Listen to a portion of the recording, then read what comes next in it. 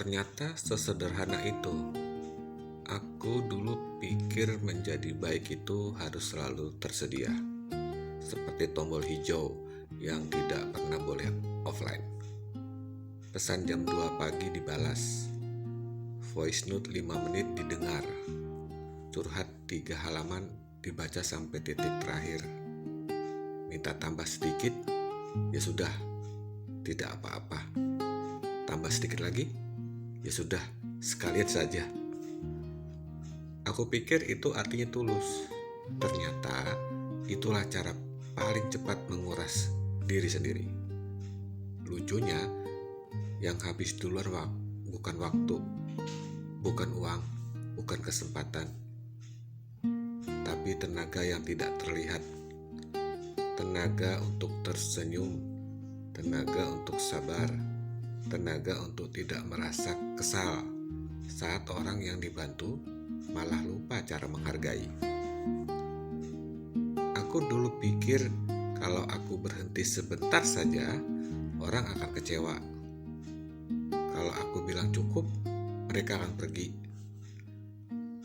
Kalau aku bilang ini batasnya, aku akan kehilangan atau terlihat berubah. Dan aku takut tidak lagi disukai. Padahal yang lebih menyedihkan bukan ditinggalkan, tapi merasa kosong saat masih ramai orang di sekitar. Sampai suatu hari aku coba eksperimen kecil. Bukan eksperimen besar, bukan perubahan drastis, hanya satu kalimat sederhana. Segini saja ya.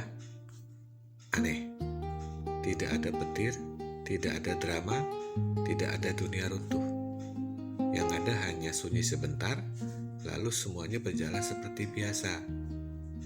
Dan untuk pertama kalinya, aku duduk tanpa merasa bersalah. Ternyata, batas itu bukan tembok tinggi yang memisahkan.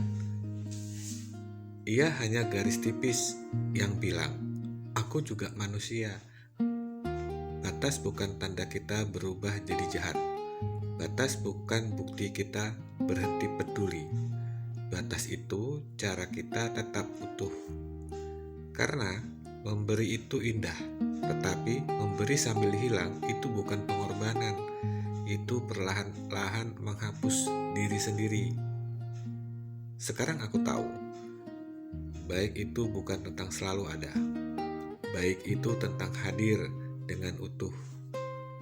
Dan untuk bisa utuh, aku perlu ruang, perlu diam, perlu jeda, perlu mengatakan tidak tanpa gemetar. Ternyata sederhana itu sejak ada garis tipis itu.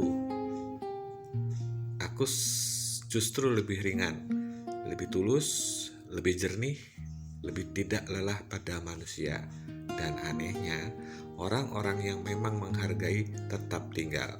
Yang pergi mungkin memang tidak pernah benar-benar tinggal. Ternyata, menjadi baik itu tidak harus habis.